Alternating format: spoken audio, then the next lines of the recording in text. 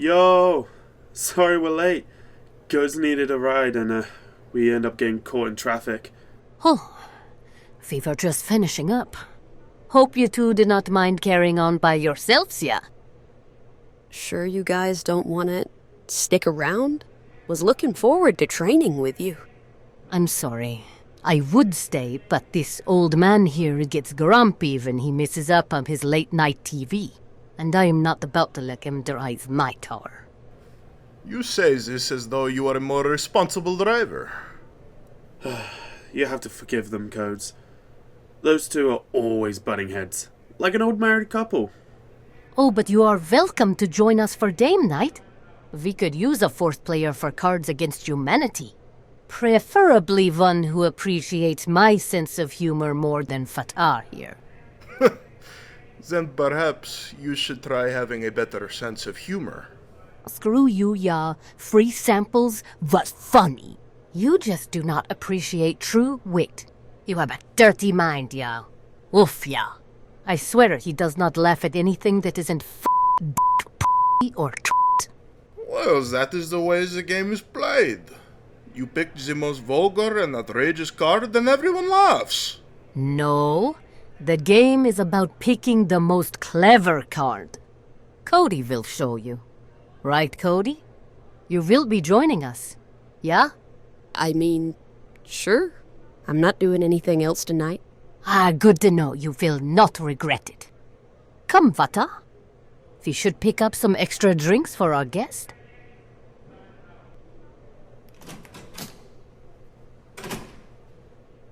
They seem fun. Oh, you should see them when they get drunk. Capri waking up his neighbors with his bad karaoke, and Perry trying to turn everything into a strip game. Those two have no chill. But anyway, go ahead and get started with some stretches. That'll get us started with some tunes.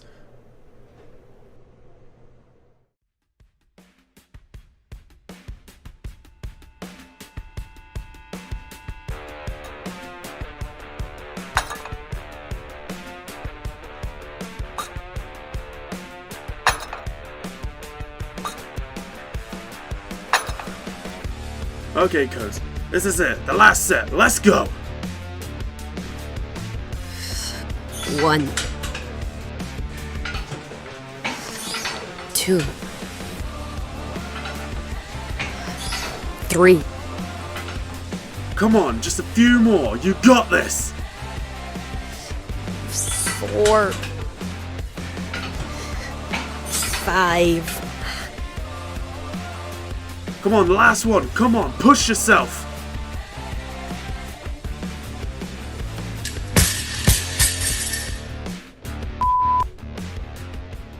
Okay, what was that? Is there something on your mind? Because you've been out of focus and not giving me that 110%. I've been giving it 110%. What more do you f***ing want from me? I'm sorry, Yuri. I didn't mean it. It's just pre-spectacular jitters getting to me is all. Pre-spectacular jitters? That doesn't sound like Codes to me.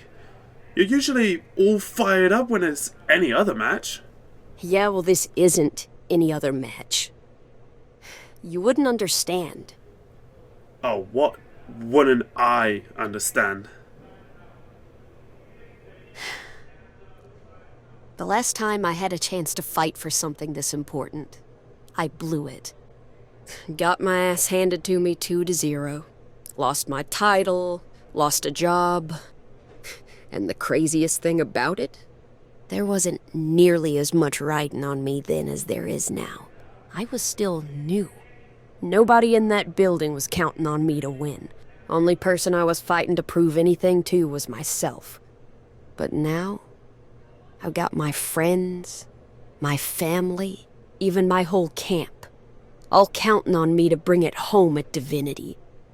Everyone expects me to be this death-defying Wonder Woman, and I go out there with a smile on my face because I don't want to let them down. But the truth is, most of the time, I don't feel like a hero. I feel like the girl who flies too close to the sun. Every time I fly just a little bit closer, and then boom, crash and burn.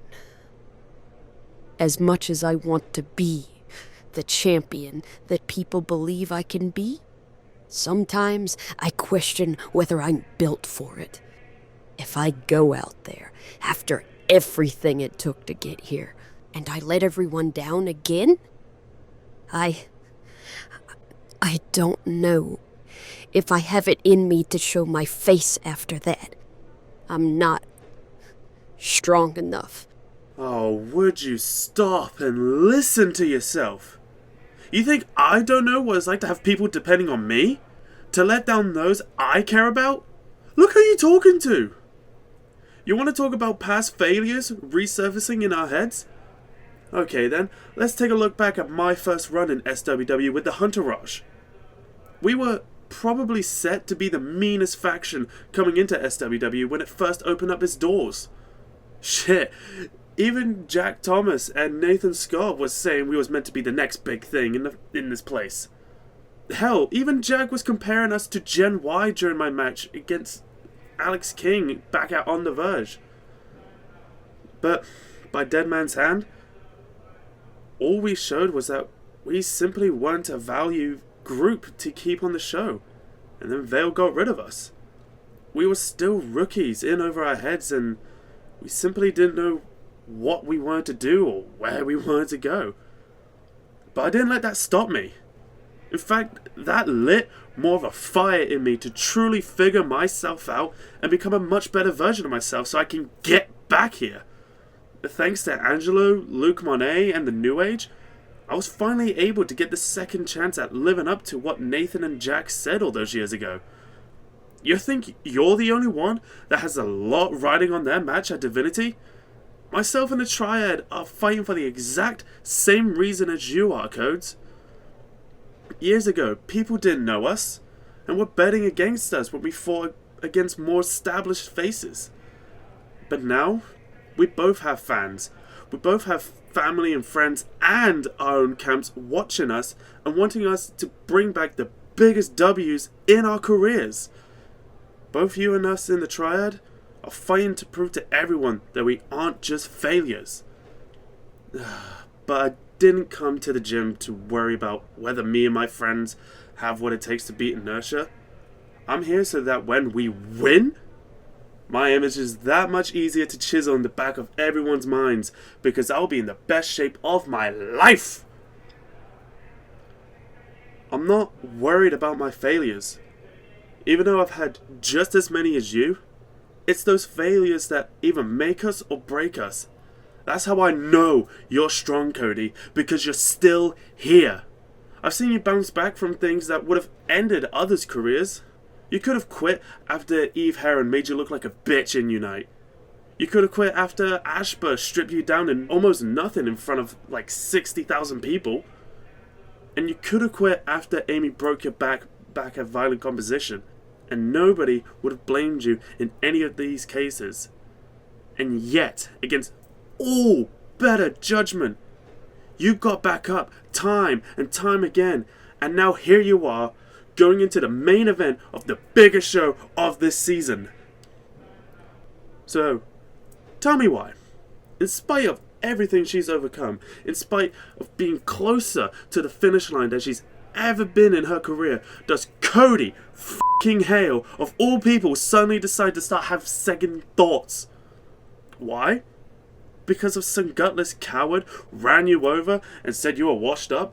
Well, boo f***ing who? If I'd been you, I would have told her to try saying that shit again in a Santa Clara when there's no windshield between her face and my fist, and no cushion between her ass and my boot.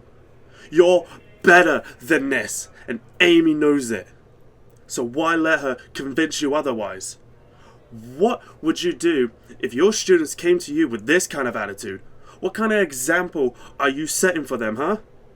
That you should run with your tail between your legs when you lose? No, of course not. It's just... No, shut up. I don't care about your excuses. The coach that I know doesn't quit on herself or her students, and that is why nobody is ever going to quit on you, especially not me. You may be the founder of Trial by Flight, but tonight, I am the coach. And if Amy wants to introduce you to the baddest version of herself that you've ever seen, fine. I say we answer by introducing her to the best version of you the world has ever seen. So what's it gonna be? You're gonna get back on this bench on your own accord? Or am I gonna have to kick you in that flat ass of yours first? You, Yurt. That was a low blow. Yeah, I know it was. Pisses you off, doesn't it? Makes you want to fight! Finish that last set in full, and maybe we can end the night with a little sparring session. Let you unleash some of that aggression on me. What do you say? Alright. Alright, Coach Yuri. Lead the way. Good. Finish that fucking set.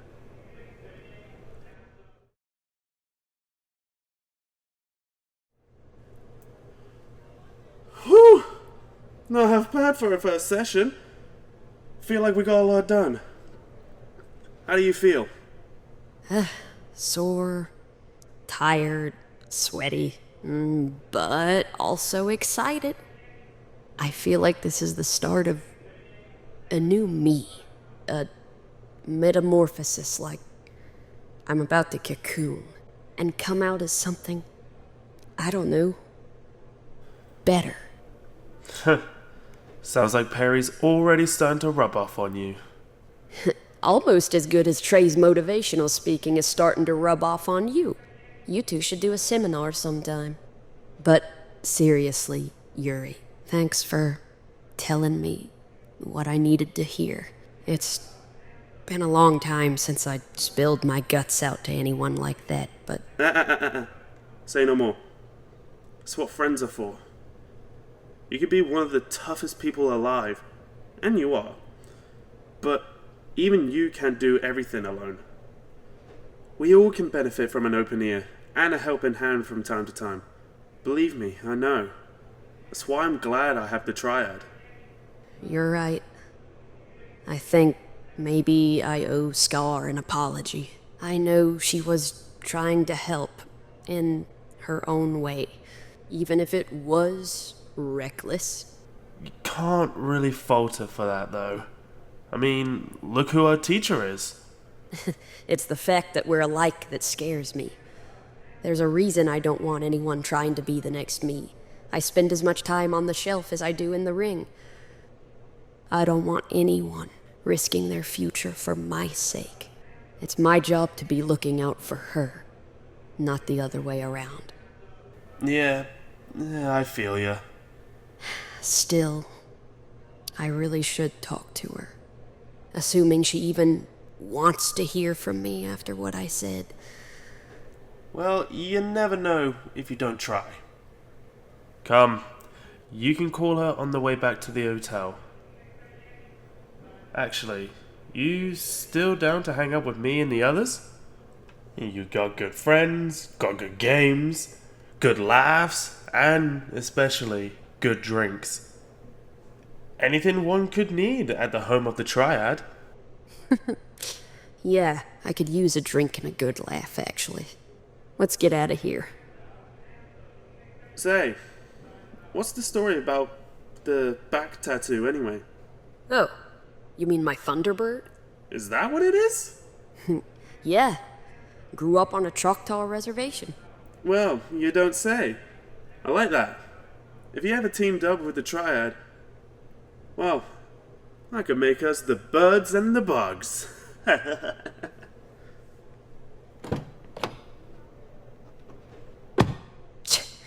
Fucking dork.